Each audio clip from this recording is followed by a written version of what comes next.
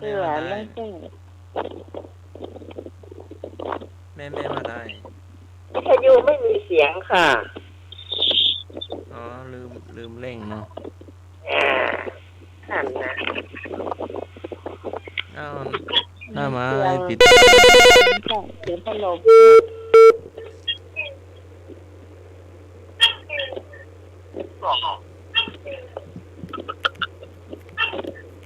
มาใต้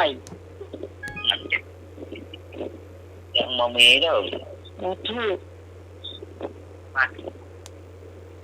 เสียงดังย่างเร่งอ่ะนะเสียงออกวิทยุย่างลุง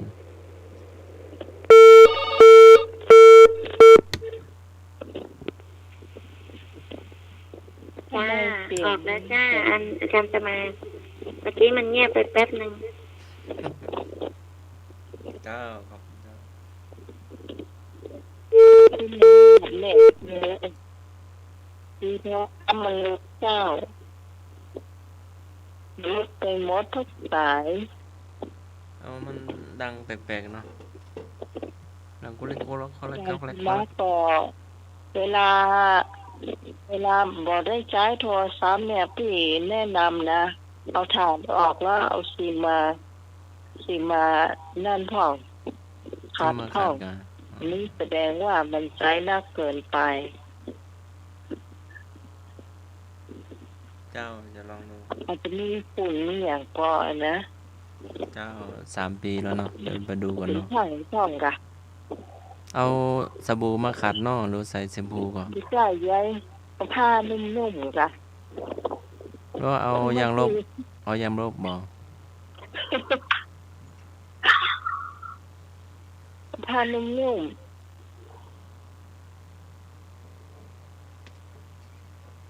อืมๆบางทีมันอาจจะเป็นฝุ่นอย่างเกาะอย่างเป็นช่างพ่อพี่ยังเป็นช่างคนเดียวเลยเจ้าได้เดี๋ยวเอาเครื่องเป่าให้ต้องเป่าก็ได้เอาได้เวลาพอสมควรเนาะข้อใดจะเป็นอามิตรปฏิสันฐานตอบให้น้ำดื่มอามิตรปฏิสันฐานคือให้สิ่งของเนาะกอไก่สนทธรรมก็ยังบ่แม่นขอไข่ต้อนรับตามฐานะไม่รู้จะต้อนรับอันไหนพ่องก็ยังนึกบ่ออกเนาะพ่ององูถามถึงธุระก็บ่ใจจริงของเนาะก็เลยให้น้ำดื่มตาน้ำเป็นเศรษฐีเนาะมันจับต้องข้อได้เหรอเนาะข้อคอควายให้น้ำดื่มคอควายกินเรียบข้อควายพระสุรีนำมานะเจ้าโดยพระสุรีแล้วตามด้วยพี่พรนะเจ้าให้กันเป็นหลักนะเจ้า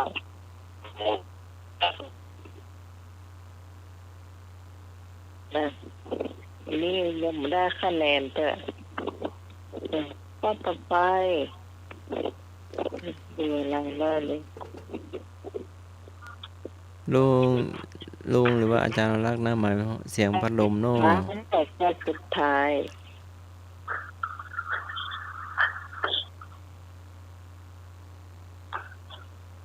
อุโบสถศีลข้อห้ามเครื่องดื่มประเภทใดกกาแฟดำขอแดงโซดาคอเหล้าขาวงอชาเขียวเอ้ยเอ้ยเอ้ยอุโบสถศีลข้อห้ามเครื่องดื่มประเภทใดกกาแฟดำเป็นคนตอบเหล้าขาวข้อควายก็ข้ออย่างของเขาเด้อจ้า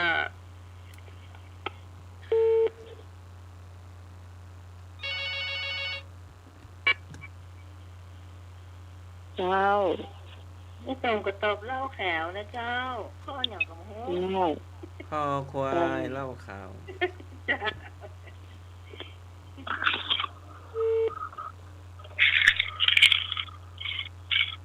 ถ้าลองข้อนี้ตัวกันเปรียบ หน่วยเอาแล้วเอาหู ไม่เนยตะกัวตาใสมากๆก็ตา ครับ พี่ก่อนก็ตอบข้อต่อไปจ้ะเล่าข่าวจ้ะ อ่ะเหล้าขาวนั่นเนอะวันนี้นะ นี่เลยตะกัวเราตาใสมากๆงูอันทางงูมาหวานต้นไม้ไว้ฮะเจ้า เหล้าขาว เนี่ยก็เอาหน้าของควายอ่ะเล่าข่าวอ่ะเจ้าใช่เขาเสียงตรงเช้าวันนี้แย่มากนะครับไปตามสมัครนะแต่ยังโหยังต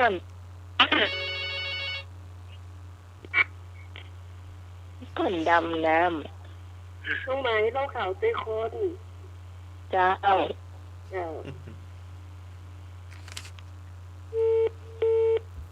ท้าให้แม่เจ้านี้ผู้ฟังจะตอบกลับมา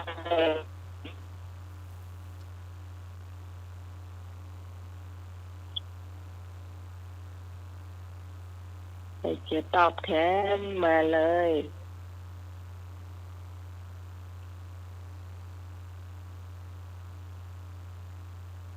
เจ้าอากาศร้อนนะเจ้าแต่ตอนนี้ก็เย็นนะ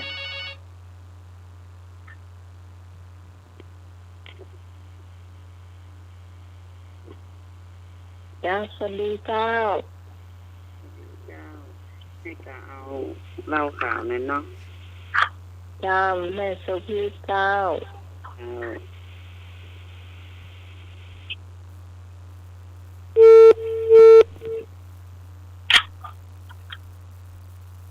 แม่สมศรีมาหรือยังเนี่ย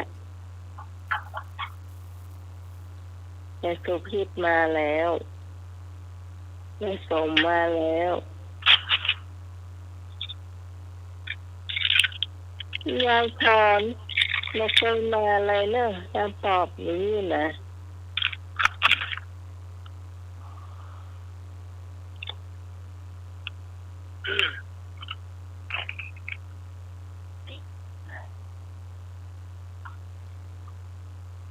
แต่คืนสงสัยพี่ให้รับที่ห้องนะ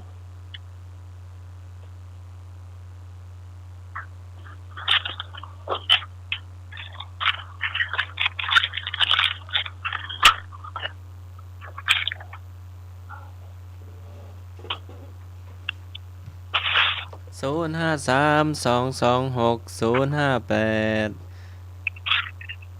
อ้าวแฮมเบอร์ รับบ่อยๆเนี่ยเพราะว่าบางคนอาจจะวางไม่ค่อยสนิทแม่ก็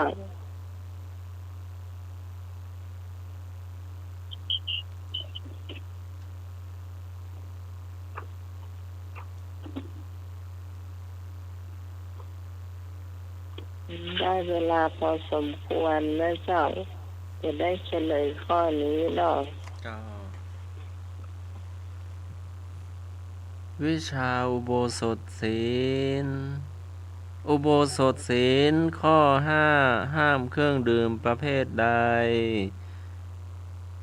เหล้าขาวห้ามเหล้าขาวเมื่อเข้าอุโบสถศีลรักษาศีลศีล5ศีล8 งูตัดเงางูอะไรอย่างตาเขียว ข้อคอควายเด้อเหล้าขา ไม่มีตอบเงางูเคยเหรอ ชาเขียว เดี๋ยว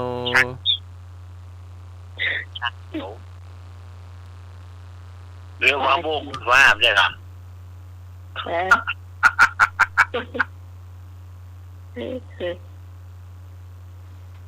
มาเขียวเขาบอกเขาบุ้งว่าใช่หรอ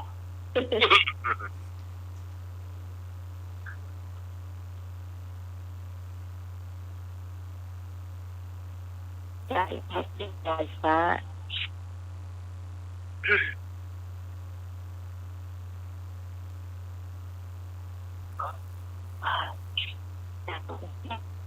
ปัญหา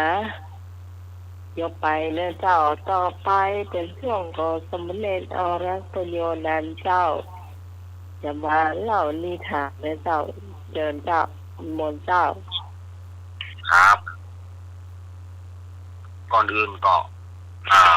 อกราบไหว้สาท่านอาจารย์วิศวัตนะครับกราบนมัสการท่านอาจารย์สมัครครับผมครับผมสวัสดีโยมพี่สมัยเจ้านมัสการเจ้าสวัสดีลุยครับผมกราบนมัสการครับเจริญพรทีมงานธรรมะคลายเครียดเนาะวันนี้ฉุบละหูไปแล้วก็เข้ารายการจ้าไปจะได้ของวันนี้ไปอย่างโวยเนอะ วันนี้ไปอย่างโวยนะเพราะว่ามันวันนี้เพราะเขาว่าอย่างก็วันนี้มาได้เข้าตามเป้าเนาะมาได้เข้าตามเวลาวันนี้มันมีเหตุขัดข้องหลายๆอย่างก็มาฝ่ายสถานญาติโยมเนอะ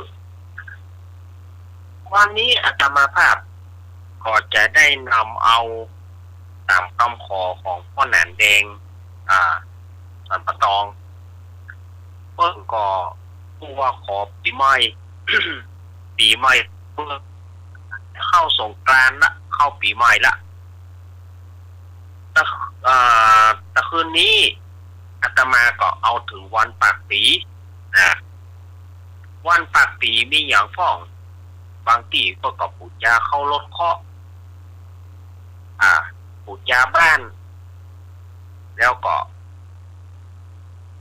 จะไปดำหัวครูบาอาจารย์ดำหัวพระสงฆ์องค์เจ้าครูบาอาจารย์อันนี้ก็การดำหัวก็มีการเริ่มดำหัวแล้วก็เปิ้นก็จะมีการแห่ไม้กำโพไม้กำโพหรือว่าไม้กำไม้สลีแล้วก็เปิ้นจะสะเดาะเคราะห์ปู่ย่าโจกโดยการให้ป้อน้อยป้อแหนนเขียนเตียน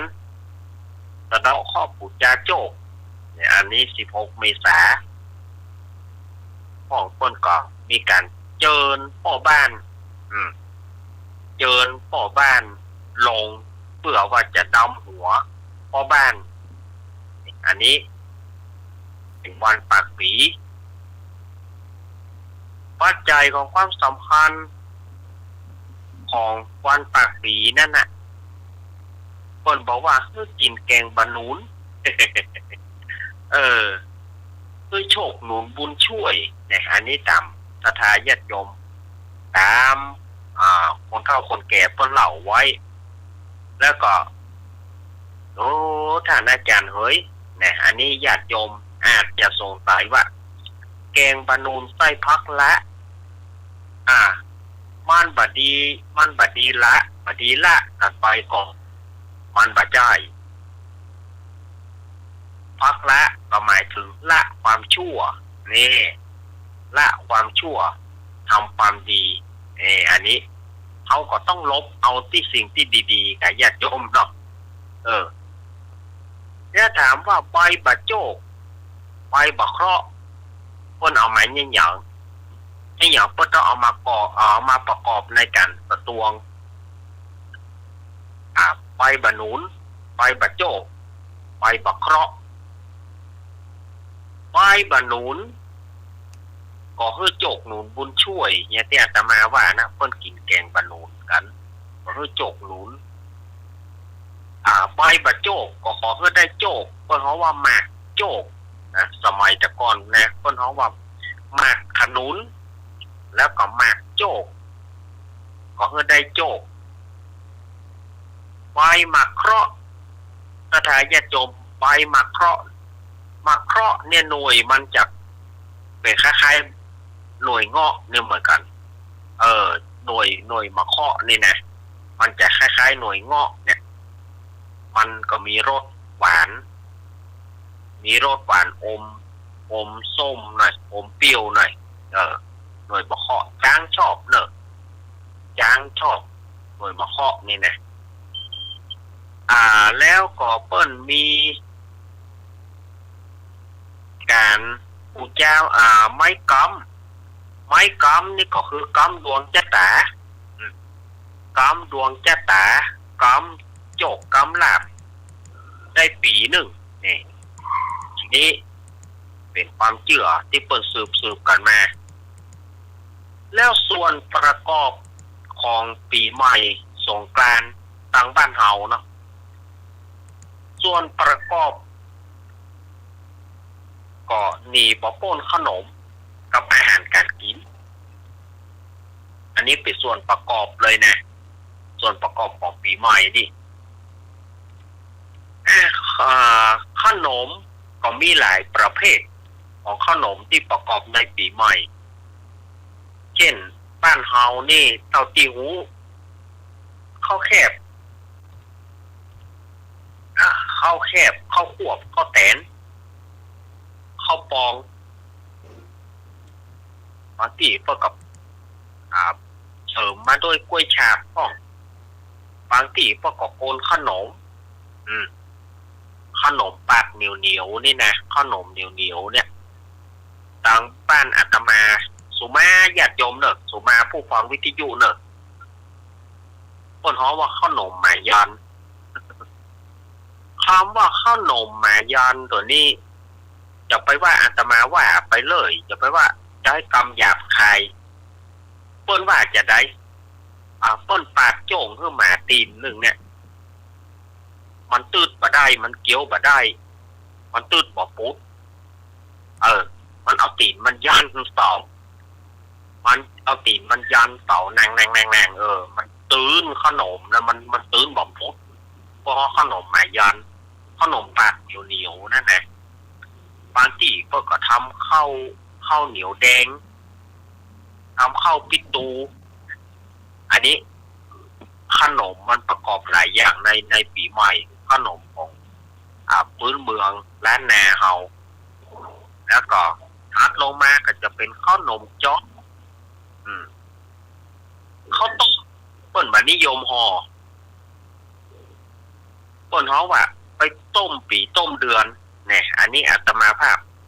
ได้รับข้อมูลจากแม่อุ้ยอุบลกิติลังกาเนาะเมื่อเปิ้นมีชีวิตอยู่มันบอกว่าคนสมัยแต่ก่อนเปิ้นมานิยมห่อข้าวต้มมัดเพราะว่าเปิ้นฮ้อว่าไปต้มปีต้มเดือนอันนี้เครื่องประกอบแล้วก็ผลไม้กลากไม้ผลไม้กลากไม้ก็ตามฤดูกาลเช่นปลาหลอดปลาผางมะม่วงปลาเต้าปลาแตงนี่มันเป็นผลไม้ที่มันเข้ากับ ช่วงของปีใหม่นี้ข้าวต้มขนมอาหารของกินอย่างว่านั่นอาหารการกินบอกลาบลู่เหล้า ลาบลู่เหล้าอันนี้มันตึงขาดกันมาได้ในปีใหม่สมัยเมื่อก่อนนะลาบลู่เหล้านี่นะมันไปกู้กันในปีใหม่แล้วก็น้ำขาวเนี่ยสมัยก่อนน้ำขาวว่ากระแช่นี่สมัยแต่ก่อนนี่บะให้บะดีนี่เป็นเบียร์เป็นอย่างนั้นมันบ่มีทางเฮาบ่ได้กินอันนี้ลาบลู่เหล้าห่อนึ่ง อันนี้บางทีก็แกงแกงฮังเลอันนี้มันต้องเกี่ยวกับอาหารการกิน สถานญาติโยมอันนี้ไปแถมหนึ่งละการเล่นน้ำการเล่นน้ำอาตมาก็ว่าไปพ่องละที่ตะคืนนี้บอกว่าการเล่นน้ำสมัยตะก่อนใจน้ำไปซื้อสัมพันธ์แสดงความฮักก็มีในน้ำใจน้ำไปซื้อกลางภายหลังมาก็เป็นการเล่นที่เกินไปมั้งเป็นการเล่นที่เกินไปเช่นเอาแป้งลูบหน้ากันแก เอาน้ำเข้าหล่อหัวกันแก เอาน้ำใส่น้ำแข็งแกอย่างแกซึ่งมันเป็นภาพที่ ดูแล้วบ่เหมาะสมัยก่อนนี่โหล่นน้ำกันนะสถานญาติโยมถ้าคือมันโหดเถียกันแล้วฮะน่ะคือกันได้โหดน้ำเตื้อน้ำมาเนอะโหล่นกันหมอหนึ่งกันไหลติดกันโอ้น้ำมันจะได้อย่างต้นไทรยับกันได้อย่างว่าเนอะยับกันได้ลากมาต้นบะเป้าของกาต้นหมากของกาเสาแรงหมากาเนี่ยเสาแรงหมานี่มันจะแยกจากตัวเสาตัวบ้านน้อยหนึ่งสมัยก่อนก็อยากไว้หมามันไปนอนนะเพราะเสาแรงหมายับกันมัดกันติดเสาเอาน้ำเข้าโหดเอาโด่งเข้าหวีจะโปสันก็นะสมัยเล่นน้ำแล้วก่อนเล่นน้ำกันไปแต่น้ำเดียวนี่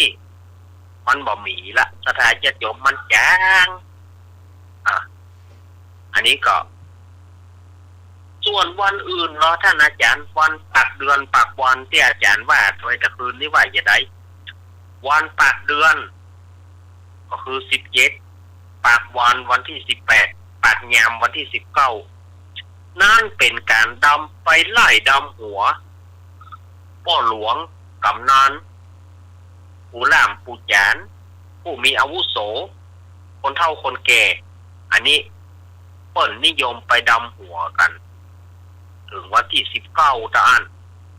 จากนั้นอันนี้ก็เป็นการเสี่ยงปีใหม่เสี่ยงสงกรานต์อย่างสมัยก่อนบัดเดี๋ยวนี้เปิ้นก็ลดย่อลงมาเหลือแค่3วันที่อาตมาว่าไปนั่นนะการโฮดน้ำมีหลายอย่าง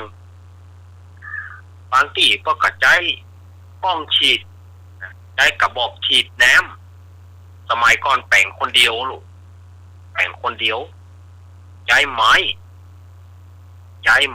มาแป่งกระบอกฉีดน้ำเมินมามันก็มีปืนฉีดน้ำอันนี้สำหรับละอ่อนพอโคดน้ำอันนี้ก็มีอันเปิ้นก็เล่นกันเป็นกล้องฉีดเป็นกระบอกฉีดน้ำสมัยก่อนคนเฒ่าบ้านอาตมาเนี่ยเปิ้นเอาอย่างก่อนเปิ้นไปเอากระป๋องนมผงเอามาแปลงกระบอกฉีดขายอันนี้ก็คือที่มาที่ไปการละเล่นของปีใหม่พื้นเมืองเฮาก็มีการโยนหลุมหรือว่าอีโจ่งการโจนไก่เล่นสมัยก่อนมันมีหรอเล่นไพ่เล่นไฮโลพ่องป่านกระป๋องพ่องไอ้ยังพ่องการมันก็มีการพนันเข้าเอี่ยวนั่นนะนะได้ญาติโยมการพนันเข้าเอี่ยวใส่กินกัน พนันกันกับมันผิดกฎหมายไปแจ้กาจันเนี่ยเพื่อเอามาเล่นปีใหม่ก็มันก็นะก็อนุโลมปฏิโลมกันไปก็มีสตางค์ใส่หัวเข่ากันสมัยก่อนนะถ้าตายบัดถูกหรือว่าเล่นบัดถูกก่อนอย่างว่านั่นเนอะหัวเข่าปองนั่นเนอะออกเล่นหัวเข่ากัน อันนี้ก็ที่มาที่ไปของปีใหม่พื้นเมืองที่จะมาถึงแถมปักกี้วันนี้แล้วมาเทียบกับบัดเดียวนี่มันจางสถานจะยมปีใหม่บ่มีสีบ่มีสันเนี่ยละถ้าเราจะเปรียบเทียมไปก็อย่างจะได้แกงบ่มีผงชูรสแกงบ่มีน้ำปลาแกงบ่ได้ใส่เกลืออีกเนาะเดี๋ยวนี้นะมันเหลือก็ความทรงจำด้านมันเหลือก็ความทรงจำของปีใหม่สงกรานต์เนี่ยการโฮดน้ำดำหัวอย่างก็บ่ให้บ่มีละแทบจะบ่มีละอาตมาเชื่อว่าทำสัก10 กว่าปีนี่จะเหลือแค่ตำนานด้านนะในการสงกรานต์ปีใหม่ปีนี้อังคารไปวันพัดผู้ใดเกิดวันจันทร์จะมีข้อผู้ใดเกิด วันอาทิตย์จะมีโจกคือไปปูจาเตียนเห็นเอาน้ำส้มปล่อยไปล้างพระพุทธรูปพระบาทพระเจ้าเจดีย์ไม้สลีมหาโพธิแล้วก็ป้อแหนนป้อน้อยป้อแหนนป้นเขียนเตียนสะดอข้อปูจาโจกเนอผู้ใดเกิดวันจันทร์เข้าเจ้ามาในกันนี่ก็อาตมาภาพเนี่ยกับวันจันทร์เนาะเข้าเจ้ามาเนี่ยล่ะประธานจะวันจันทร์แล้วถ้าจะได้สะดอข้อปูจาโจกเนอปีนี้นะคนเกิดวันจันทร์มีข้อคนที่จะได้เสียไปแล้วพ้นไปแล้วเนาะเจ้าก็สะดอข้อปูจาโจกเนอสำหรับวันนี้อาตมาภาพก็คงจะเสนอประวัติที่การของปีใหม่คงเหลือแต่ในอดีตเนาะกลิ่นอายของความเป็นปีใหม่สมัยก่อนๆย้อนยุคไปประมาณ30-40 ปีเนี่ยมันมีมนต์ขลังเปิดลูกเชียงใหม่แม้เปิดลูกกรุงเทพแม้ขอให้มาเอี่ยวสงกรานต์เชียงใหม่อันปองปีดาจะมาแต่งเป็นเพลงเป็นตำนานเทพีเชียงใหม่เนี่ยก็คือสมัยก่อนมันมีมนต์ขลังในปีใหม่ม่วนแต่ณปัจจุบันนี่มันบันเหลืออย่างแล้วเพราะว่าสังคมมันเปลี่ยนไปแล้วก็สมัครเจอใส่โควิดแถมอย่างแถมมันก็เลยไปกันใหญ่เลยปีใหม่ประเดียวเพราะว่ามีร้านหนึ่งที่คนเจ้าชุดพื้นเมืองใส่ผ้าสบายเมื่อวานร้านนี้มันอยู่ตรงไหนนะแถวในเมืองเนี่ยแถวคนจีนบนนะใส่นะใส่ผ้าสบายแล้วก็ผมหุ่นต่างหากเด้อก็เริ่มเจ้าอันนี้น่าจะเป็นการดีเนอะเพราะว่าคนต่างชาติมาแอวแล้วก็เขาอยากไปชุดไทยเนาะชุดพื้นเมืองเนี่ยก็จะมีการแต่งการ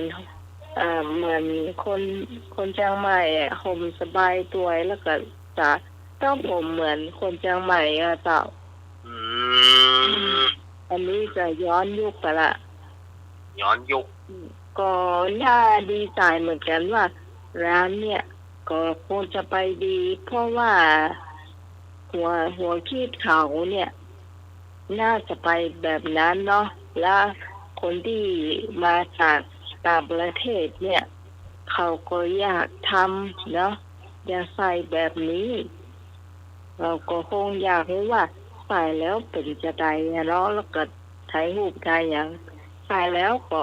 เอาไปคืนเปิ้นเนี่ยเนาะเพราะว่าเป็นวันเจ้าเจ้าดีนะดีใช่แต่มันตรงกันข้ามกับคนไทยเฮาละศิลปะวัฒนธรรมตรงข้ามกับคนไทยเฮาเพราะว่าคนไทยเฮาเนี่ยชอบใส่ขาสั้นกาอย่างคนบอกว่ามันเหมือนเนาะคนต่างประเทศนี่เพิ่นอยากใส่ขนาดเลยเช่นนี้ตัวมาเจ้ามันคือพอเตอร้านเนี่ยเพิ่นก็ต้องมาทำผมโดยที่บ่คิดอย่างเนี่ยคือก้าวผมจุกยาวยากแต่ก่อนเนาะมันก็บ่ใช่ยากก็ปักผิดปักปิ่นเหี้ยเนาะก็ว่ายนะตีว่านะความคิดดีมากเลยโอ้ดีกะดีบางคนเป็นมวยเกิดหน้าเป็นคนจีนแล้วมาแต่งชุดแบบนี้ชอบเนาะเขาก็ชอบเตลแอลนะแต่เฮาบ่ฮักวัฒนธรรมของเฮานี่จ้ะมันสูญหายกันไปอย่างที่ว่าตะเกียอย่างที่ว่าไปตะกี้ประเดี๋ยวเนี่ยปีใหม่มันเหลือคำว่าปีใหม่นะแต่ทุกคนมันไม่แน่เหมือนกัน มันแน่เพราะว่าคนอื่นมาใส่บ้านเราอาจจะปิดคืนไปก็ได้เนาะนั่นนะอยากให้มีอย่างเงี้ยอย่างประเดี๋ยวเนี่ยอย่างความหมายของแต่ละวันเนี่ยบางคนก็อย่างประเดี๋ยวเนี่ยเปิ้นมีอยู่3 วันสังหารล่องวันเน่าพญาวันแต่เปิ้นบ่ได้หูถึงว่ามันมีอย่างใดวันเน่าเนี่ยก็คืออย่างเนี่ยไม่ละออนเดียวรุ่นหลังไม่บอกให้เข้าใจคือวันเน่าเนี่ยอย่างที่ว่าไปตะวาเนี่ยที่ว่าไปตะคืนแล้วเนี่ยก็คือมันมีเป็ดตัวหนึ่งจนตายไปกี่ปีกี่แรงหมอว่าจนหัวปอเน่าจนเมียเนี่ยตายตัวไปเนี่ยเมื่อเมียตายตัวไปก็ไปกลายเป็นเป็ดเหมือนกันแต่ก็ไปหันใส่ศพผัวไปหันใส่ผีผัวนั่นก็เลยปากันล้างหัวเน่านะคือผัวสมัยก่อนเพิ่นเลยใจจื่อว่าวันผีหัวเน่าวันผีหัวเน่าแต่ภายหลังมานั้นมันก็เพี้ยนไปเป็นวันหัวเน่าแล้วก็เพี้ยนไปว่าวันเน่าอันนี้ตามตำรับตำราที่อาตมาภาพได้เสาะหามานะได้เสาะหามาได้เรียนศึกษามามันจะเป็นอย่างนี้ถ้าทางภาคกลางพวกเขาว่าวันเนาก็คือวันอยู่เป็นครอบครัววันหยุดอยู่กับครอบครัวอันนี้เปิ้นเขาว่าวันเนาเนี่ย มันก็ไปแหมยังเนาะไม่ใช่วันเนาเนาะเปิ้นเขาว่าวันเนาด้วยกันนะเนาะกินอย่างด้วยกันนะมันก็เหมือนบ้านเฮาพวกอะไรเว้นเป็นโมงวงเนาะมันก็อย่างบ้านเฮากินแบบนั่นนะลูกเจ้ามากินพ้องกันมากินอย่างสมัยก่อนเนาะห่อขนมด้วยกันห่อขนมแล้วก็เอาขนมไปปั่นกันกินอย่างสมัยก่อนเนาะกูได้มาจะไรมาเมื่อเตื้องเอายำเตาเอากี่กระลำกับนักเกเลยดูกันพูดถึงยำเตาวันซืนเนาะวันซืนแม่น้องใหม่ไปซื้ออย่างฮะน้ำเมี่ยงมาให้บอกกินบ่จ่ายเมาแต่เนาะบ่จ่ายก็กินก็เสียอะไรร่างที่ใจโง่มากินแต่แกงน้ำเมี่ยงบ่เคยกินเมาแบบพื้นก็สอกก็ล่างเดือดร้อนนะเนาะ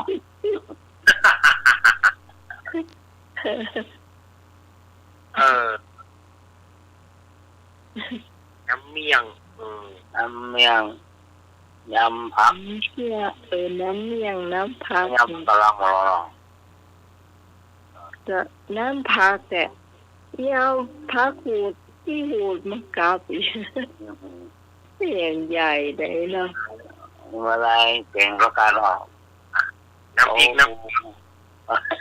เอาผักกาดเข้าเอาผักกาดหน่อยเข้ามาตับแถมก็มันจะหนีไปมันจะโป้นไปที่ไหนมันก็ไปพอกินก็ผักกาดนั่นแหละน้ำผักกาด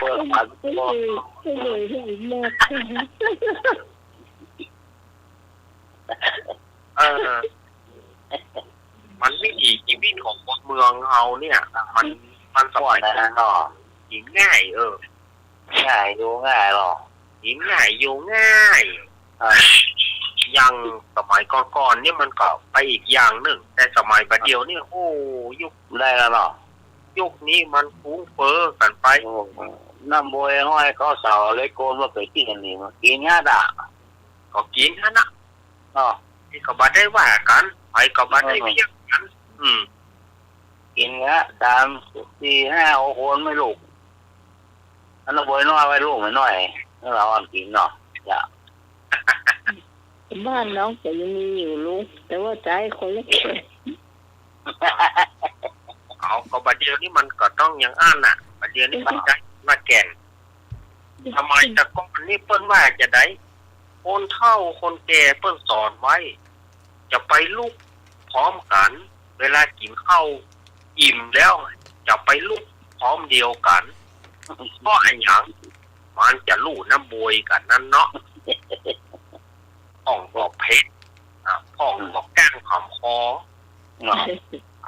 หมอเจ้าพ่องมันได้น้ำบวยแล้วมันก็กินน้ำมันก็ละเหยอยู่ห้านะคนเพชรขอเพชรพี่น้องแกล้งกันเนี่ยเปิดบอก การกระล่างเนี่ยข้อสอเอิ้งซึ่งแล้วหรอ เพิ่นก็เลยออกอุบายว่าคนได้อิ่มพร้อมกันนะ มันจะตายด้วยกันหมู่คนว่าเพื่อกลัวบ่ได้แต่ที่แท้น่ะมันจะไปลู่จอกลู่น้ำบวยกันนั่นน่ะเพิ่นว่าเพิ่นห้ามเลยค่ะว่าจะไปอิ่มจะไปลูกพร้อมกัน โอ้ คนได้อิ่มก็ไปกินน้ำเสียก่อนหมอนั่นก็ค่อยตุยไปมันอิ่มอันนี้มันตึงยุ่งพี่น้องหลายคนมันยุ่ง ไม่แล้วร้องต้องมีสิบปลายกันหรอกพ่อแล้วเนาะมันผิดกันมันได้ผิดกันมันจะได้ไปตีกันก็กับแต่แห้น้ำนั่นเนาะ 8 คนโอ้โห สมัยก่อนนี่เราตักจานน้ำมวยเนี่ยตักน้ำหม้อแล้วเอามาใส่แก้วมันก็จบนะเนาะ นะก่อนสมัยแต่ก่อนมันก็ยังว่านะมันความรู้ความคิดของคนเฮาเนี่ยมันบักก้าวไก่แต่ใดมันบักก้าวไก่แต่ใด น้ำบวยเนี่ยเนี่ยพอเธอบอกว่าพวกก็เลยออกไปจะไปอิ่มพร้อมจะไปลูกพร้อมกันลูกพร้อมกันนี่มันตึงยุ่งซื้อน้ำบวยใหม่มาลูกก็ซื้อน้ำบวยใหม่เอาเข้ามันแจ้งเนี่ยได้น้ำบวยเอาไปย่างเนี่ยเอาไปย่างเพื่อกินมันหอมแต่น้ำหม้อใหม่ไม่หอมเนี่ยจะแปลกนะมันยังว่าหอมกินไม่เอาดอกมะลิเอาใส่หน่อยก่ะหอมมันไอดินปี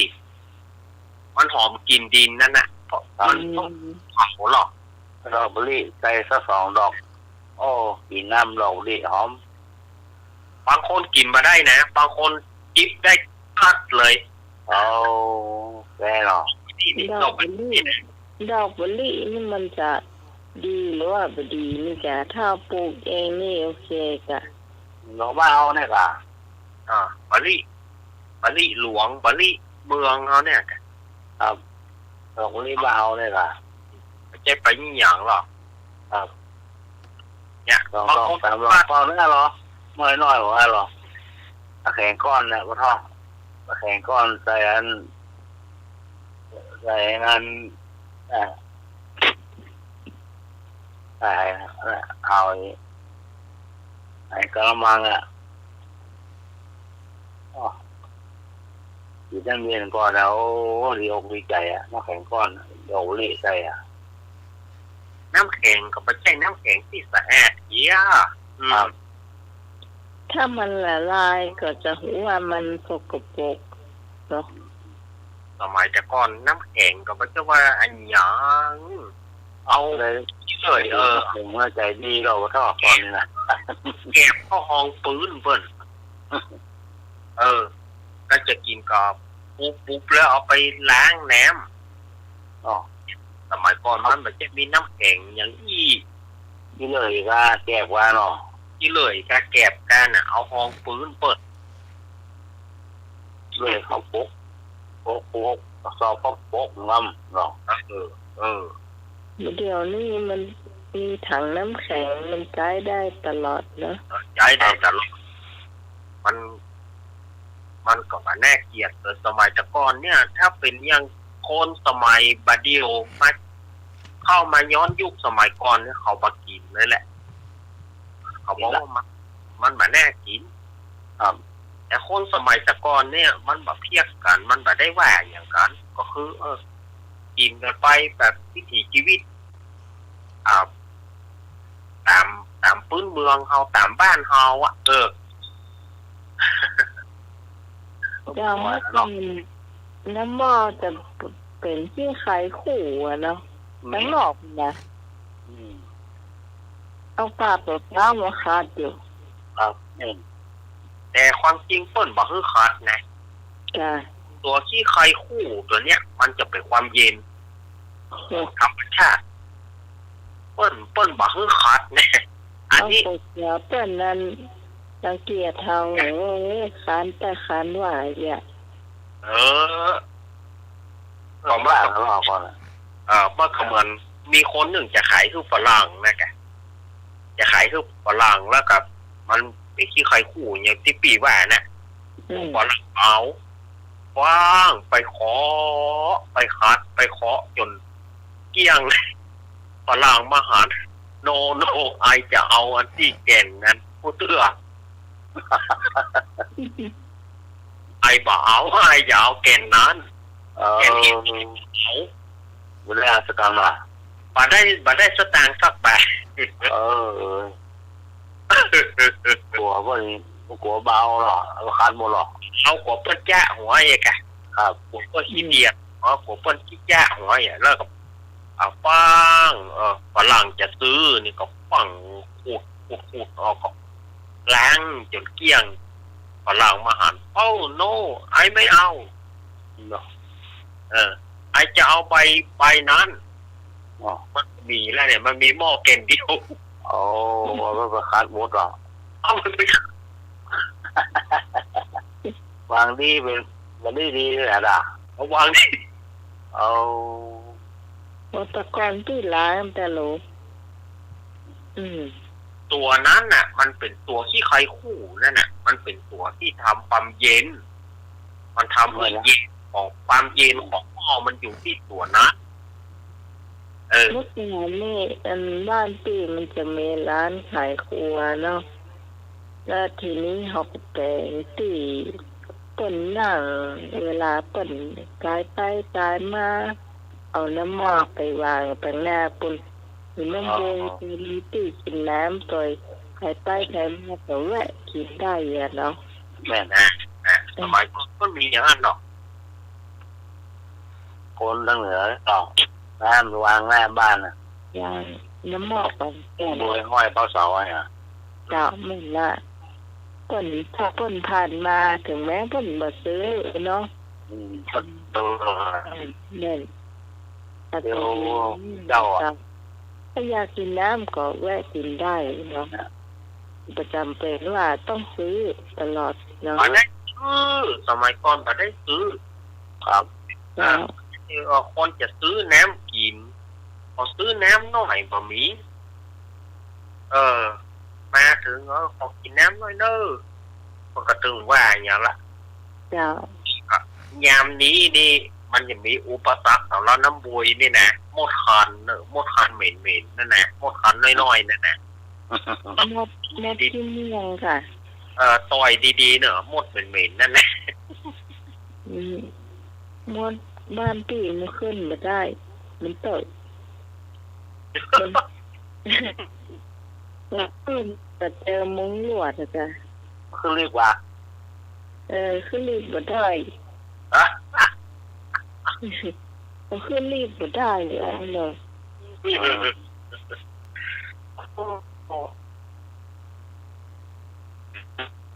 พวกอะไรกันนะ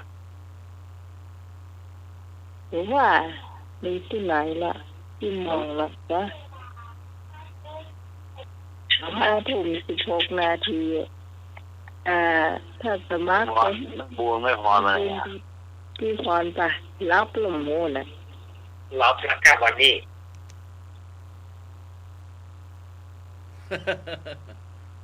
โอ้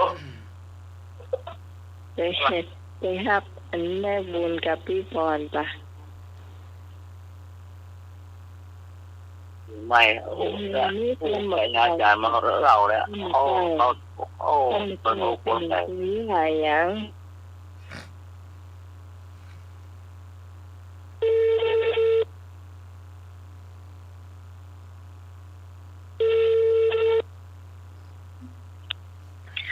เจ้ากระพิษัทกันมักเจ้า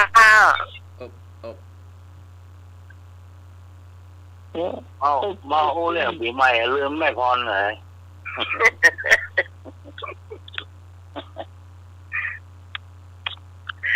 ซื้อมาบ่อนะมาซื้อหัวที่สิที่ขายคู่อะไรเงี้ยเนี่ย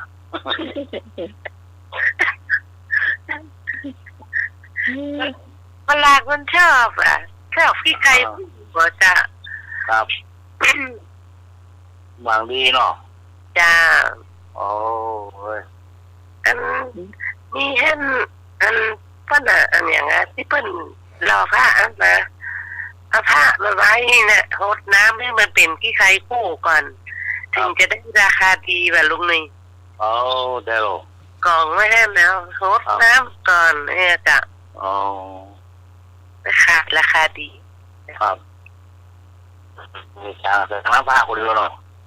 จ้า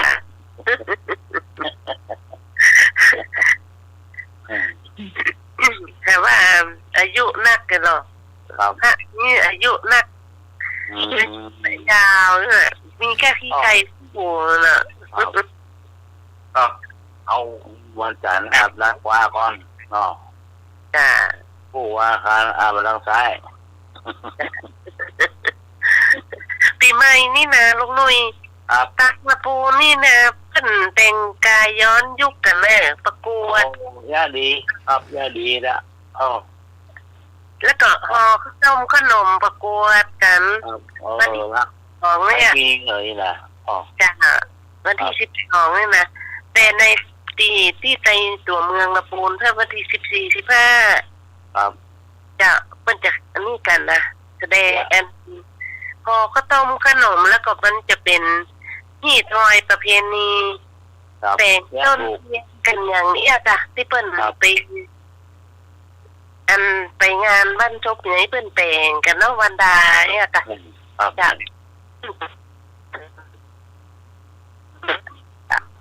ก่อนโตหรอก จ้ะ เปิดเนี่ยตอนเดียวพวกอะ จ้ะที่อุโมงค์นี่เทศบาลอุโมงค์ก็วันที่12จ้ะ ครับ ถ้าในเมืองนี่15จ้ะ ครับ ตั้งแต่วันที่12นี่ก็จะแห่พระมาจ้ะ โอ้ ที่อยู่ในวัดน่ะใส่หัวรถด้วยจ้ะเอามาพดน้ำชุ่มปอดกัน ล้างผ้าหรอพอหรอ จ้ะ บ้านน้องนี่จะเป็นวันที่13 อ๋อ เจ้า 12-13 อาหารหลองเหรอ จ้ะ ก็หมู่บ้านเลยแต่ โอ้ ก่อน ดีจะขาหลองมาได้น้อยละโอ้เปลือกของเขาอ่ะลูกเป็นเจ้าพ่อเนอะเรามามาโมโกพระพากับลูกเจ้าซองพ่อไหนก็ได้ ที่ในสังขารเนี่ย เออ มากวยมาเก็บเพี้ยมานี่ล่ะเพิ่นว่า ก็เอา กันนี่เนาะคนเฒ่าสมัยก่อนบอกว่าบ้านเปิ้นบ้านตัวนะคนเฒ่าแต่ก่อนนี่แน่ถ้าจะอู้ไปแล้วนี่บัดดี เอา บัดดีอาตมาตึง ก็จุเขาเที่ยวบ้านเที่ยวจองอ่ะ ไอ้ยามมาหัวจุกับจุแต่จุแหวนนะ แล้วมันจุได้ผลนะเขาต้องเที่ยวบ้านเที่ยวจองเพื่อจะงองก็คือเพื่อหันสังขารหลองอ่ะ จ้ะ ใช่เชื่อเหรอ เอา อยู่เปลือกล่างมาเลยหรออันที่นะเอาอยู่ตัวหรอเนี่ยขาดอ่ะเนี่ยขาดเลย อยู่ยาคัดนะจ๊ะ อยู่ข้างล่างนะอันที่นะก็ก้อยควักด้วยหรอไม่หยิบมาให้หลายหรอ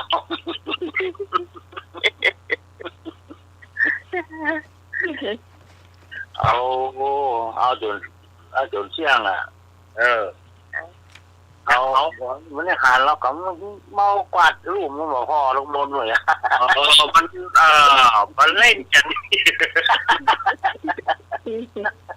บ้านน้องกำไก่น้ำเหมืองย้ายเลยน้ำจะไหลนอตะก่อนเนาะ ครับ ถ้าเป็นลือหรอกโอ้มันตึงงูอยากจะไปปัดออกมาให้มันแปลงมันแห้งก่อนให้ก่อนมันถึงกวาดได้นะ สมัยนั้นที่เป็นมัดอ่ะหรอ ยังกวาดยังไงเนาะเอาจนมันเลื่อมแรกนะ ใช่หรอ ยูตะแรกเป็นยูยาคัด ครับ อยู่สลากนี่บ่มีบ่มีที่ไหน มันมีจริง ตอกหลิวจนท่อนแน่แท้กะ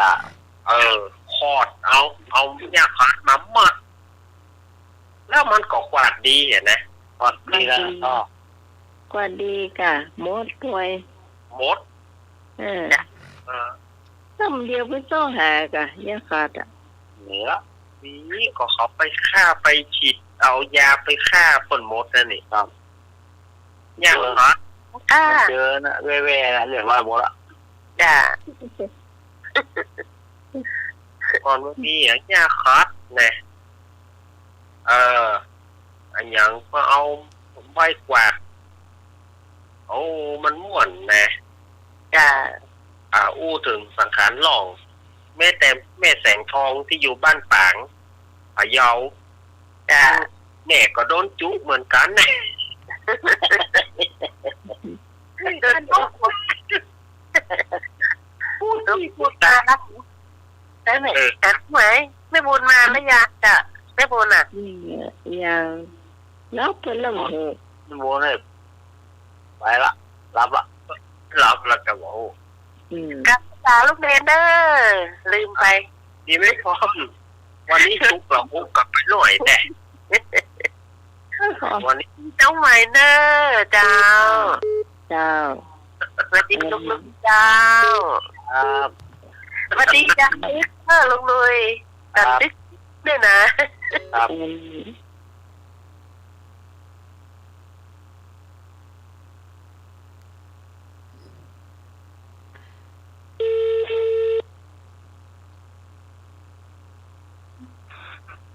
เรียนเหรอเอาฝ่าย ไป แก่ตีที่เยอะเลย เจ้า อ๋อเนี่ยลุงบุญมานี่นะ มาแล้วเหรอ เจ้ามาละมาเดี๋ยวนี้ละ ที่ล่ะแต่100%อ่ะ คุณสวัสดีเจ้าจ้าสวัสดีน้องพรเจ้าฟังว่าลูกปีใหม่ม่วนเนาะ ม่วน เจ้า นะ เจ้าเริ่มดูดีอ่ะลูกเจ้า หนุ่งสิ้นนี่ก็มีเหมือนกันเหรอหนุ่งสิ้นเมืองไงล่ะ แม่ลูกสิ้นเมืองกัน มี5คนนะใส่สิ้นดีๆก่อนว่าถ้าใส่สิ้นขวางแดงนะว่าเป็นลูกจ้างว่ะ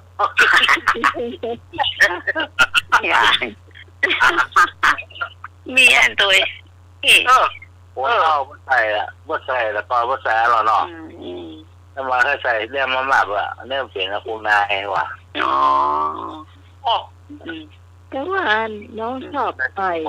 เป็นลูก ตี จ้าง ตีแดงดำอ่ะ ลาย สิ้นที่สิ้นอ่ะ ก็ว่าลายแดง แรง กว่าจ้ะ ตีไม่ใช่ลังขวางลายตรงอ่ะอัน ดำแดง มันมีตั้งลมมันจะเป็นสีแดงแหมตั้งโมจะเป็น มันอ่ะ เจ้า ลายตีนมันตีนก็ต่อตีนนั่นมันก็ต่อตีนสีแดงนั่นน่ะ เจ้า เสียงเมื่อเก่าเพื่อนนั่นเราต่อตีนต่อเอลเนี่ยจะเขียนสีเนาะ จะใส่เข็มขัดเหตุการณ์เนาะ เจอคนไหน โบราณแบบอ่ะจักงงอ่ะแต่สิ้นขวางเนี่ยเป็นลูกจ้างอ่ะ อ๋ออย่างไร ครับ อ๋อแต่งอย่างนี้เป็นนางสนมแต่งอันเป็นเจ้านายอีเนาะ เจ้านายเราบ่ใส่กันมันก็สิ้นงามเลยเนาะ อันหนึ่งในหนังลูกโอ้ยสมมุติบันได เนาะ แล้วบนนั้นก็บ้านเขาจะได้ใส่งามนะ ชอบอย่างนี้เขาก็ใส่ตามที่เขาชอบเนาะ แม่เขาชอบอะไรก็ใส่อันละ สิ้นมันใส่เหมือนกันเนี่ยแล้วใส่เหมือนกันแล้วตัวกลับไปละก็เป็นลูกจ้างเป็นอะไรล่ะ ใช่อ่ะแม่เขาวันที่15ไปวัดนะเจ้าใส่เสื้อขาวเขียนกระบอกนะเนาะมันเป็นแขนเนี่ยนะใส่สบายใส่สิ้นเมืองเหี่ยเมาะนี่แหละเปิงเนาะจ้า โอ้งานเลย เปิงแต่ละ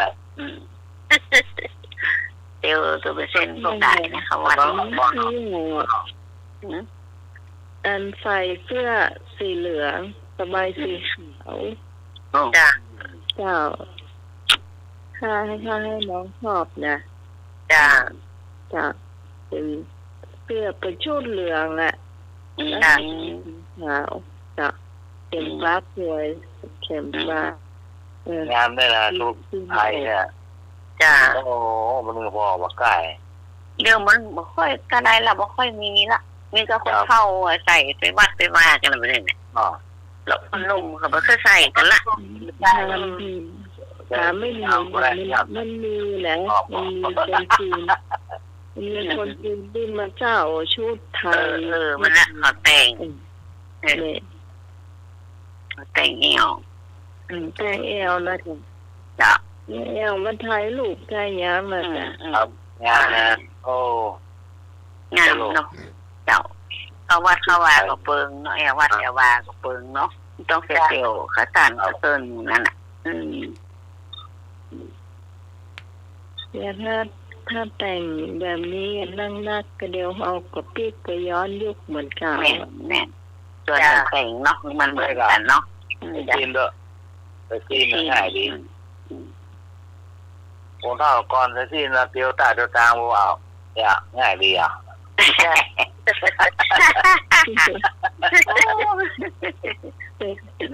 เขาเข้าไปเรียนคนพบ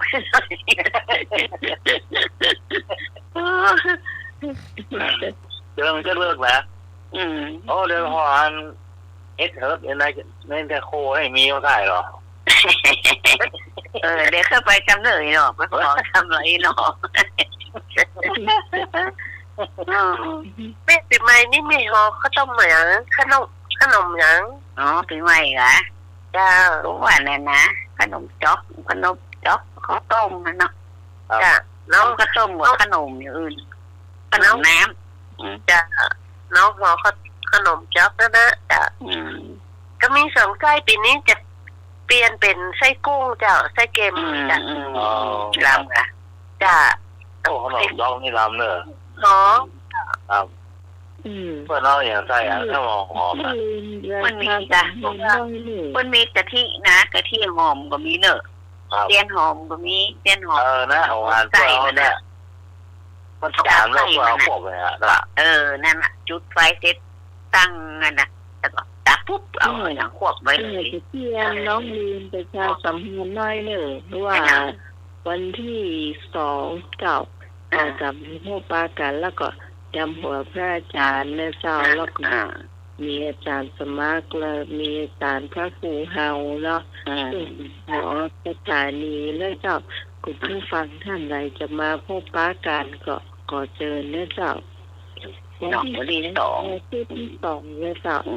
ได้บุญใจมาโตเนาะ ไปกะ แล้วไปกับฮับปี้พรดีกะหาเฮอการโลแท้สิว กันแล้ววันที่2นะน้องวันที่2เมษาวันตีพอดีเนาะ จ้า เอาติด ก่อนถ้าว่างไหนก็จะไปจ้ะเดี๋ยว พี่กรก็จะไปเหมือนจะบอก พี่ก่อน มันหยุดหรอเจ้า มีเงินติด เจ้า ก็เดี๋ยวรออันถ้าพ่อบ้านว่างก่อนเพราะว่าปูวันนี้อิดขนาดอ่ะ จ้า ตักอิดอะอิดกระจายใจสวัสดีสั้น ฮ้อน ก็ได้ ฮ้อนเราไม่ฮ้อนหรอก จ้ะ มันหัวเนี่ย ย้อนระบายย้อนขนาด จ้ะ อ๋อ ก็เปิดแต่ก็เดี๋ยวก็หนาวเดี๋ยวก็ร้อนนี่ ครับ อากาศมันดีเจ้า ครับ ออกบ้านก็เรียกตัวเธอดูมัวจ้อง จะอากาศ จะหูจะตาหมด จะ ออกนี่ต้องปิดพวกหูดังไว้ตลอดอ่ะ จะ เดียวมันก็มันอ่อนนอก ในมันปะกันนะไม่บุญนอก เจ้าจ้ะ พยาพี่พรมาเพราะว่ามันจะได้ครบเสร็จครับจานในล่าเกาะอยู่ไกลลำไป แล้วมันก่อยล้ำไปแน่ แรกก็ไม่ได้มากันอาจารย์ในรักก็ไม่ได้มา ที่ กั ต้าน งมาใหญ่ถ้าเขากด เ อินโดเปิ้นอยู่ไกลเกินเนี่ยกันแม่ก็บ่ ตาย โยมแม่ก็บ่ค่อยสบายตัวเอง โอ้ หน้าอ้อนเลยเนาะ อายุเพิ่นนักว่าหยัง เอาจะ90แล้วนะ โอ้ โอ้โอ้โอ้ อายุนักแล้วเจ้า อันเน้นอันนี้มีกับป้าบ้านมาลูกคนหนึ่งก็ไปอยู่ภาษาก็มาว่าวันเดียวกำเดียวปิกละ คนที่อยู่ใกล้นี่ก็ป้าที่อยู่ปีอยู่ใกล้นี่ก็มาพ่องคนเท่าก็ถามหาห้องแต่กะปีเป็นมันก็อย่างอ่านนะ จะของหาลูกคนนั่นคนนี้มีหน่อยหาอย่า มาแอวหาพ่องเนาะจม หน้า เนาะ มองหาคนนั้นคนนี้เนาะ เองเนี่ยใดไม่เฮ้ยการเปิ้นก็มีเนาะ นัก การเปิ้นก็มีเพราะก็อาณาการหยังมีหยังอย่าเอาก็ต้องปล่อยเปิ้นแม่ เพื่อก็ไข่หันหน้าหันตาให้ลูกเนาะ ทางได้กูทางโกเราเหมาะด่า แต่พอดีขึ้นมานะโอ้เดือนแล้วไปนี่โอ้ใจอ่อนแต่ตอนนี้ก็รู้สึกว่าจะฟื้นตัวขึ้นมารู้สึกว่าจะดีขึ้นมาช่วงเดือนที่แล้วเนี่ยโอ้ก็จะมาได้เกือบงอมมาลูกกันเต้านั่นล่ะ แม่นต้องมันไปให้เปิ้นหันหน้าตานอลูกขี้คนมีขี้คนไปหมดแล้วเนาะ ลูก5 คน ดู 5 คนโอ้5 คน มันไปแอวหากันเนาะวันเว้นวันไปก็ยังดีเนาะ ครับ เจ้า ส่งกำลังใจเนอะส่งกำลังใจเปิดปีใหม่เต็มที่เนอะ เจ้าเห็นน้องใหม่นี่อยู่ทุกปอดแม่เดียวกันเจ้า ถ้าเรามีพ่อมีแม่อยู่ตัวนะครับต้องดูแลให้มันเนี่ยเด็กเตี้ยเนาะทุกวันหาทางนั่นนะจ้ะแม่นี่มีละไปหมดละพ่อแม่มีละครับอย่างของน้องนี่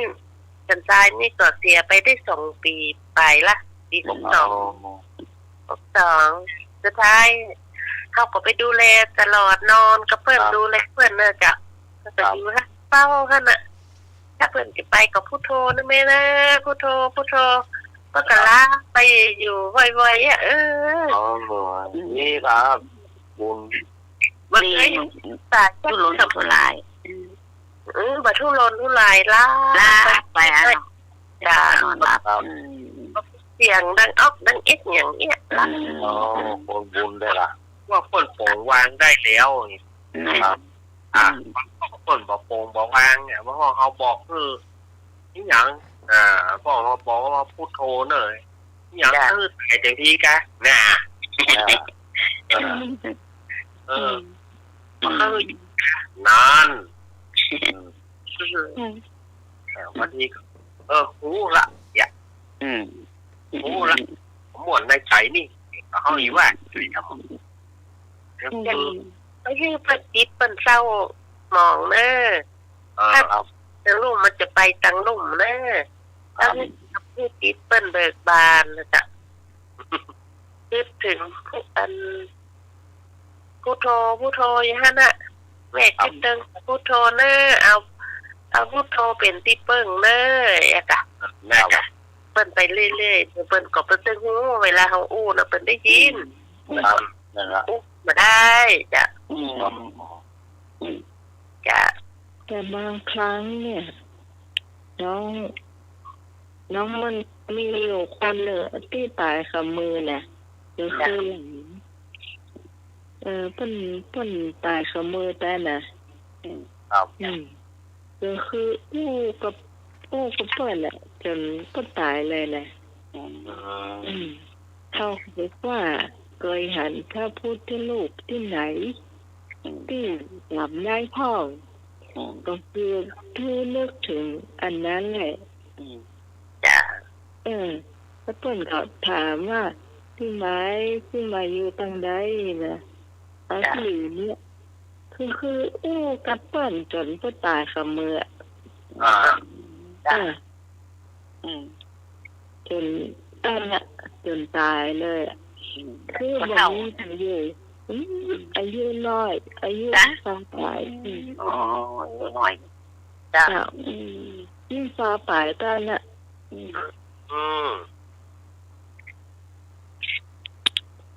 ชาว แก ป่าย ไปแล้ว เจ้า พวกเราต่างมาเหมือนกันเนาะ เจ้า พอเข้ามาเหมือนกัน แต่คนทำบุญมานอกได้ตื่นไหนก็ตื่นขนาดเนาะคน เอาแล้วก็ นั่นนะกะ ไปเรื่อยๆเนาะบุญนั่นนะ ความ นะ เนี่ย ทำได้เขาทำไปเลยจ้ะ ทำไปรู้หรอทำไปคุยอย่างไปได้ไปทำ ลงเหมือน ต้องหมายบุญมาฝากเนอะวันที่19บวชภาคฤดูร้อนสามเณรภาคฤดูร้อนที่วัดพระบาทตากผ้า โอ้ ที่ มา วัด ตั้ง พระ นาน บาทจากคนไป5 บาท ได้บุญเหมือนกันหมดเนอะได้บุญจ้า จ้า เราเจอที่เราเจอมีโอกาส จ้า เจ้าก็ดีเนาะ ไม่ทำลายตี บุญเนี่ยได้หมดละ วันที่19จะเฮลูกแก้วอย่า ครับอ๋ออันนี้ของอ่านเพื่อนปอยสั่งรองอ่ะปอโต้ จ้า พอสั่งลองม่วนนะเนาะ จ้า แต่ว่าที่แม่ไปบ้านที่บ้านอารามปากล้วยอ่ะแต่ว่า โอ้ เพิ่นบวชกันแต่ว่าแม่ไปวัดนี่ก็ บ้าน ไป ไหน วัดแล้วก็ที่อาจารย์ไปทรงทานกันว่าแต่ว่า ไปกะ วัน อาราม นี้ ปากล้วยน่ะกะวันนี้บวชพาบองอย่าไปกะ ครับผม พาบองวันนี้จะไปกะไปโฮงตาล นึกว่าถามบอกมันก็อยู่ใกล้51 สกีดวัดพระสิงห์อ่ะกะหลายคนถนนมาได้ เด็กไก่ ที่แยกไฟแดง ตั้งก็ตั้งนานว่ะ อย่างเหรอ มันก็มีซอได้ครับ มีกะมีซอตัวนี้ อ๋อ เจ้า ได้ฟังซอนนี่เนาะ เจ้า ก่อนนึงก็ไปแถวนั่นแหละบ่อย เจ้า 51แถว51เนาะ แล้ววันที่สองวัดพระสิงห์วันที่สองวัดพระสิงห์ตรงกับวันบ้านน้องใหม่เราก็เลยได้ไปวัดพระสิงห์มาเป็นน้องเมย์อ่ะไปประจักบ้านน้องใหม่เริ่มจะไปเจอเปิ้ลเจ้าบอกคือเปิ้ลละ ก็ มันเกิดวัน จนกันมันจนกัน จ้า เกิดวัน ถ้า เมื่อ ก่ ก่ อ อน นไม่แรงก็ยังไปได้อยู่แม่ จ้า ถ้าไม่ได้ติดธุระไหนก็จะไปนะใหม่เนอะเตื้อเขาดูปูเพิ่นสบายก็ต้องดูแล้วก็มันมีไหมีเจ้าพ่อบ้านอยู่คนอาจจะส่ง เป็นอย่างนั้นเนาะ การจำเป็นจ้ะจ้ะเลยจ้ะ อย่างแม่นี่ไปได้หมดตอนนี้ไปไหนนะบอส จ้า คือ ซาร่ามากเราเนี่ย มีเขาหลายแล้วอ่ะชิมเป็นใหญ่ แล้วพละ เจ้าชิมเป็นใหญ่ละลูกนี่แม่ ยังไงเนาะ ไอ้พวกนี้เลยนี่เอาบุญกรรมบุญอยู่อ่ะได้หรอไปไปไหนลงไป แต่ไปหมดไปได้นะเจ้าจ้ะ อันนี้มีอย่างพ้องมีกำมังเก่าอย่างก่อเจ้า เดี๋ยวก็ เดี๋ยวก็ เอา เดี๋ยวก้มก็อย่างตะกี้นะจ้ะเนี่ยจะมันหนุ่มเนี่ย คนเท่าเก่าคนใส่จ้ะคนเท่าเก่าคนใส่คนจ่ายอ่ะ เป็นจะได้ก้มฮะ ไปเข้าหัวเหมือนกันเข้าก็หนุ่ม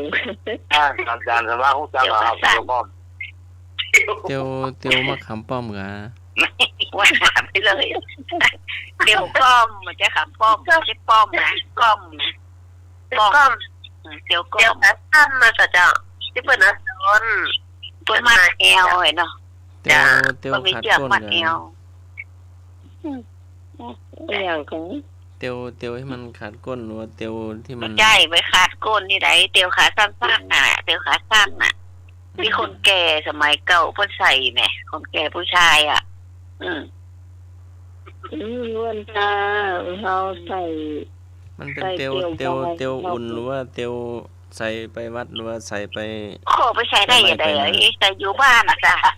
โอ้ใส่ไปบ้านได้อย่างไร ไม่เคยหัน ใส่อยู่บ้านทำงาน ใส่ไปวัดไปว่าหรือว่าใส่ไปยาการ สมมติว่ามันมีตัวหนึ่งที่มันเป็นเตียวซอบไปยี่ห้อ จ้า ก็เป็นธรรมดานี่นะเราก็ซื้อเตียวอันขาสั้นแล้วมันเป็นเตียวซอบอ่ะ จะมาซ้อนไหนก็ได้ ยาวแล้วต้องเป็นสีดำตัวนะเพราะว่าสีดำเนี่ยมันจะมืดเนาะ อย่า แล้วเขาใส่สีขาวอย่างตั้งนอกเนี่ยจ้ะ สีเป็นสีขาวก็สีชมพูแล้ว จ้ะ นี่ก็สีดำขาสั้นแล้วบางทีก็เป็นขายาวนะเดี๋ยวขายืดเขามาตัดเป็นขาสั้นโทษทางไหน เรียนหรอ แม่ถ้าเกิดว่าใส่เตียวค่ะก้มไปว่าเดี๋ยวต่อเขาคุยฟอช่องเดี๋ยวจ้าเลย ใครมันก็ตึงว่าเปิงนะเขาตึงการใส่ไปแต่หมอ จ้าใช่ อ๋อนี่นะเนาะ เดี๋ยววัน จ้า อันตอนน้องใหม่อันไปว่าใส่น้องใหม่ใส่เตียวสองตัว เดียว2 ตัว จ้าเดี๋ยวเลยหนาวแล้วมันจ้า ช่วงห ใส่ นาว สองตัวเลย มันหนาวอ่ะ ตัวเดียวมันไหวอ่ะ ถ้าน้อยดีกะถ้าตัวคนใหญ่อย่างที่นี่เซ็ตเนี่ยโห จำใหญ่ด้วยกัน มันหนาวสันก็ม่วนเลย อ๋อมีเดียวรอก่อนอ่ะแต่นั่นน่ะตัวสำลีแล้วก็เป็นตัวซ้อนนอนนะคนของเราลวดไปให้แบบโอ้จริง ส ไป มัยก่อนมันหนาวแต่ลูกเข้าเตียว2 ผืน 3 ผืนเสื้อหนาวมันยังใครอยู่อ่ะ จ้า เดี๋ยวหนาวก็มุมมันหนาวข้าวห่มบ่ได้ห่ม เนี่ย บ่หนาว คิววัน อู้ฟังน้องมาก่อนนะหน้าหนาวนี่นะมันปวดตู้ก่อนว่านะพี่น้อง3-4 คนห่มผ้าห่มขี้โปกขี้ยานะ ขี้ยาน่ะนะ ไปยักกันมาเดี๋ยวจะลาบไปกัน กว่า เขาจะ ตื่นแล้วก็จักมาอย่างนี้ คงเนี้ยอุ่นนั่นแหละหรอน อนเรียงกันเป็นแถวเลยหรอเพราะห่มมือเร็วอ่ะ เดี๋ยวนี่โอ้หนาวก็หนาวนี่จะเดี๋ยว ไอ้ลูก เขาจับมดเดียวเขาจับเลย มันก็ ลูกก็ตัวเรา มันก็ตัวเบื่อนะมันหลายโอน ที่ขาหลายคนหลายตีกับพี่น้อง เจ้า ใช่โดนแบกอ่ะนอนเรียงกันเป็นแถวอ่ะเอาเดียวอ่ะ มันมีเต้นมาก่อนเลยเป็นน้อง ห่มขวางนะครับนี่นะห่มขวางเนี่ยไม่ใช่ตังยาวนะ จ้า ได้ฝังเอา ขวางเอาอ่ะเข้าสูตรปุ๊บเรื่องมือการ เจอกับชุดก็อุ่นเนอะชุดนะอุ่นดีนะ สุดท่าเมืองนะอุ่นครับ อุ่น มาสูตรปันแล้วหรอนอนอ่ะมันอุ่นอ่ะ เมื่อก่อนมันถึงไปเสาะหาไหนเนาะมันเหมือนมีชมกันตามที่มีนั่นน่ะจ้ะเนาะ แค่นี้ เกิด ก็ต่อมาจะพัฒนาเป็นผ้านวมใหญ่ๆเนี่ย ผ้านวมตอนหลังไว้เป็นผ้านวม ได้เนาะ ก็ คือ แค่ตึมราเลย หนาตึงมึน ถ้านวมนิ้วมาไปค่อนกันไปตีนะครับ เวลาเขาซักเนอะซักก็เจอ ก้อนนิ้วล่ะก้อนนิ้วเดียวสบายสักตักสบายเพิ่มจะได้ยินนิ้วหรอมันเป็นอะไรอย่างนั้นใหญ่อะไรอย่างนั้นใหญ่อย่างกับหมูมัน ใช่ ใหญ่ ไหม ใจใหญ่ ไหน เบาแค่นะ สบายได้เบาตกยอกอ่ะ โอ้โหเมื่อ สบาย นะ สมัยก่อนนะลุงเนนเขานี่ถ้าหนาวเต็มแก่นี่ขึ้นกลางเปลืองบนแปลงมุ้งบนวะ อุ่นเนาะไอ้ข้าวเปลืองบ่มอยู่ในนั่นก็อุ่น เอาแปลงตั้งลุ่มก็มาได้งัวน้อยที่ไปตืด หัวด้วย เอาตัวเราหรือล่ะ งัวน้อยฟาดนั่นนะมันที่ไปตืดอันเฟืองหอกหายเนี่ยนะมันบัดได้มัดบัดได้ใส่กือตลอดมันมันลูกไปเหนือมันนั้นไปถึงเฟืองมันไปตืดเฟืองผิวไปอ่ะ โถมันจะไม่กล้าก็ยังบ้างงั้นออกมาแหนกะ แหน่ค่ะต่อไปแหน่นะแม่มันไปตืดกินนะเขาไล่เดี๋ยวก็มาแถมหม้อเขาไล่เดี๋ยวก็มาแถมหม้อ ก็ถึงเวลากินมันลูก เมื่อคืนนะแม่ เมื่อคืนมันก็กินอยู่ เมื่อคืนนะไม่ใช่เมื่อวานเรา งัวน้อยเนาะ หัวน้อยอ่ะมันบอกรู้เรื่อง ใช่ตัวใหญ่มันขยะเนาะ จากหน้าเปิ้นตีเข้าเนาะไปมุดเตียนนี่ของเฟืองอ่ะเนาะที่เปิ้นเป่งจ้างนอนนั่นน่ะอุ่นมันค่ะ สมัยบัดเดียวนี่มันไม่ใช่หนาวอย่างนั้นมันจะหนาวก็มันของวานด้านนะแม่นใช่เหมือนแต่ก่อนปรู้ยังหนาวเต๊ะนะ หนาวสั่นก๊อบเลยอ่ะหน้าพวกนี้งูเหลือมล่ะแตกโอ้โหประคาบละนางยิงไฟอ่ะนักแข่งแตกโคบเปลือกอ่ะผมมาตรวจอติแมนก็ขี้ฝุ่นเบอร์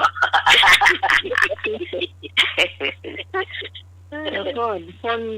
นเป็นเคี่ยวแบบเปล่าเนาะแล้วมันมีเปล่าเปล่าเป็นน้ำมันตาผมอ่ะเนาะขี้มันมันลำนะขี้ตีเหลือจะปวดเขี้ยวนะเคี่ยวแล้วก็ย่าน้องเพิ่นเอาละไว้ให้น้องเจ้าแล้วเอามาบ่ายเจ้าเข้าเนาะลำนี่ดูลำจ้ะมันหอมลำจังเอาก็อุ้ยเฮาก็มาหาเขาแต่ไหวเนาะมันก็จะได้นักนะเนาะเจ้านิดหน่อยเดียวจะใหญ่เลยหัวมันมือน้ำมันน้ำมันปลาว่ะเป็นอาหารผมแล้วก็มันจะหอมเนาะเหยื่อมันอ่ะที่มันขี้กากมันตีเหลือมันกากน้ำมันออกหมดแล้วอ่ะมันติดก้นมันจะเหลือน้อยเดียวไอ้พอแล้วปุ่นกับไฟเนาะปนเคี้ยวเนาะโอ้กว่าจะได้เป็นมันต้นสายเตียนว่าเคี้ยวจะมาเจ้าแมลงบ่อะไรมาแต่ก็ยังประเดี๋ยวได้กินอย่างวะไม่ได้กินเนาะไม่ได้กินจะสำเร็จรูปรอเนาะแม่เดี๋ยวเปิ้ลมีหลายสำเร็จมันเปล่าแล้วก็หอมเหมือนกันนะหอมอย่างเดียวกันเลยอ่ะมันเปล่ากินได้ตัวอ่ะกินได้ตัวทำเข้ากับว่าใส่ผมเนาะใส่ผมมันเริ่มไม่ได้ไปวันคนเท่านะคนเท่าก่อนยาวเนาะตาผมยาวก้อนจะนี่ก้อนเป็นจอกอยู่ก่อนนี่มันตาเขาทาเนาะทาจนเริ่มเป็นแบบเดี๋ยวเราทรงผมเราเรียนเห็นคนเท่าเก่าเนี่ยเริ่มแรกเนี่ยแล้วก็ยกไว้ด้านหลังจะเป็นแล้วมวยเป็นมวยแล้วเอาไม้เขาก็รับอย่างนั้นไม้ก็รับแต่ก็ใส่น้องไหมนะน้องไหมนะใช้น้องไหมนะแหมนะไม่ซ้ำง่ายเดียวเลยนะเอาขี้เข้เถียเขาต้องนี่ไปซีเอาขี้เข้าไปมันต้องมาเป็นอย่างมันต้องมารูดเจ้าอันนั้นมากแล้วนะกำบัง กำบ่เก่าน้อง ถามล่ะ บ่ใครจ่ายเงินนักให้ปลูกผักไว้กินถ้าใครเป็นหนี้เป็นสินให้เอาตึงแปะตึงยืม โอ้บ่เอาถึงนี่เป็นศีลเนี่ยบ่เอาแล้วเนาะ บ่ใครจ่ายเงินนักให้ปลูกผักไว้กินถ้าใครเป็นหนี้เป็นสินให้ตึงแปะตึงยืม แน่นอน แม่นอันที่อันหลังนี่เมา หลังหมอ เมามันได้เรื่อง ช่วยมาแฮมแล้วสะดุ้งแล้วจ้ะ นั่นน่ะอันแรกนี่แน่นอนสนับสนุนปลูกไม้ไว้กิน โมตี้เขามาต่อยหันนี่ได้กาขนาดกะ เนาะอินดูเขาเนาะบางคนหล่นหมอบอ่ะโห โอ้ไม่หันท่านเสื้อแม่อยู่ในโต๊ะอยู่ซื้อโต๊ะเขาก็ลากแขนออกมาอยู่อ่ะโอ้อินโดจะแม่นั่นเทียมจะตายบางคนอ่ะเราก็มีวิธีเดียวว่าใช้จ่ายก็ต้องควบคุมไม่ได้เนาะ นั่นเนาะเป็นนี่เป็นศีลไผ่เป็นนี่เป็นศีลไผ่มาถึงผู้รู้ประเดี๋ยวนะจะยากพ้องเนาะจะ มันม่วน ม่วนแต่กะเนาะจะเอาละถึงเวลามาละ แม่เป็นแบบเป็นนี่เจ้า จะ เป็นนี่เราโหจะเอาสตังค์ไหนไปใช้นี่แก เอ๊ะเอาผมจะมีใช้ได้อย่างเนาะ โอ้ยนี่อย่างนะเมื่อวันนี้อยู่ที่อ่ะ นี่นะมันแบบนี้เนี่ยนะเดือนนี้มันตรงนี้นะเนาะมันตรงนี้ไปมา เวลาเนอะเป็นเดือนเขาจะห้องเพลงอยู่52 53จริงแล้วกัน53 54แล้ว 54ละเดือนนี้54ละใจโตแล้วเจ้า โตมาเจ้าไม่ได้ห้าหลุดไปละ อันนี้เป็นอันอย่างอ้อแล้วเนาะ ครับ เร็วอ่ะ แล้วก็มัน50เสียนะ อันอย่าง เดี๋ยว มันเป็นผ้านะพันแรงๆแทงเข้าวางขาเป็นผ้านะ เป็นผ้า เจ้าเป็นผ้าสมัย พัน ก่อน แรงแทงเข้าวางขา ข้าแม่ ผ้าเขามาจ้ะที่เป็นนุ่งผ้าเขามา นุ่งโจงกระเบน นุ่งโจงกระเบน นั่นแหละแล้วก็ ผ้าต้อยนุ่งโจงกระเบนบุพับผ้าต้อยว่ะเป็นจะได ผ้าต้อยผ้าตองผ้าต้อยผ้าขาวม้าน่ะจ้ะคล้ายกันนี่เนาะ ชิมเลยล่ะชิมสโลงเลยล่ะ เพิ่นละเอาความไว้ทางหลังเนาะเน็บหลังแล้วก็ใส่เข็มขัดใส่แข้งเนี่ยเนาะจ้ะเจ้า ช่วงลา ต้องลาละเจ้า ก็แต่ว่าที่ฟังร้องเพลงตอนเนาะหรือว่าใดถ้าฟังจากวิทยุนี่ตอนนะ ตอนน่ะ ไอ้ปิ่มได้ยินเพลงอ่ะดังหน้าตอนแรกอ่ะปิ่มได้ยิน มันเบาเนาะมันเบาเจ้า พอปิ่มได้ยินในโทรศัพท์นะ ภาษาราชบักภาษาเนรักตัวเด้อเจ้า เจ้า แล้วก็ภาษาภาษาว่ะพอดีน้องไหมเจ้า จัง พอดีไอ้หนุ่ยตัวเด้อ ครับผม โดย เนี่ยมันจะ เจ้า พอดี เจ้า ภาษาท่านสมัครโดยนะเจ้า ตอนนี้รู้สึกว่าเป้ากันนะจากอันโทรศัพท์กับวิทยุนะ เจ้า แต่ว่าก็เตือนแหละวิทยุจะไวกว่า มือกันน้อง ก่อนจะนอนซ้อมบอลกันเนอะ จ้า ต้องใจ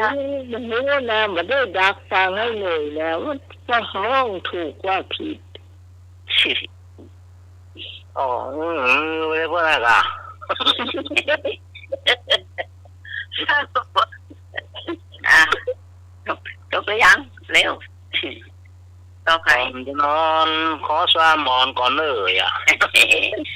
ไอ้ดุยลา ลาแหละ ผมคืนนี้โชคดีครับรับดีฝันดีทุกท่านทุกคนครับผม ครับ เป็นรักน้องไหน อาจารย์ว่าโหสมุวิศวะครับเมตตาเวลาให้อาจารย์สมาครับผม เจ้า ครับ เป็น เดิน แซ่บ เดินลักไม่ไหน เน้น เจ้ารออาจารย์เอาหลักไปหนึ่งนะแค่สายหลุดไปก็ ตรงนี้ธรรมะคลายเครียดเนาะเพื่อดำเนิน มาถึงใกล้จะเที่ยงคืนเนาะ ครับ ครับ ลา ครับผม เรียนไปก่อน ก็ไหว้พระจันทร์ละจ้ะแล้วก็ลืมสวัสดีน้องใหม่กับพันลุงหนุ่ยนะเจ้า พี่พรครับ ขอบคุณครับผม โชคดีเหมือนกันนะเจ้า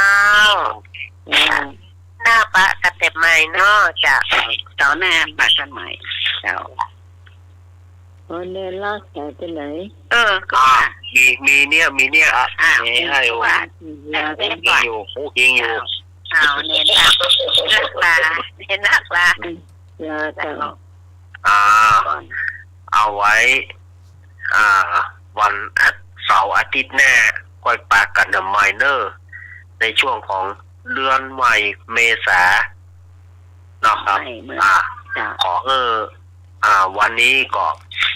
ขอขอบคุณท่านอาจารย์ วิศวัตบรกิจโจ ขอขอบคุณท่านอาจารย์สมัครยานศิโล ครับผม ขอบคุณพี่พิสมัย เจ้า ขอบคุณลุงหนุ่ยเนอะ ครับผม ขอบ ข คุ อบ ณ คุณ แม่ ครับ บูน เจ้า ขอบคุณแม่พร พระวิชาเจ้า อนุโมทนากับสถานญาติโยมที่เปิดฟังวิทยุเปิดวิทยุฟังด้วยดีเสมอมาตั้งแต่ต้นเนาะวันนี้ก็ขอลากันเนอะเสาร์อาทิตย์หน้าก็ปากันใหม่โชคดีรับดีฝันดีจงเป็นของสถานญาติโยมทุกท่าน ขอเจริญพร สาธุสาธุ เลื้อยเลยว่ะใจเจ้า ท่านสมัคร ฮะ ท่านสมัครลา สุขังยาวะสราสีรัง สีนำสุขมาให้ตราบเท่าชราขอกราบนมัสการและเจริญพร สาธุครับ สาธุเจ้า จานเปิดเพลงเลย จันจันจันนะจันจันจัน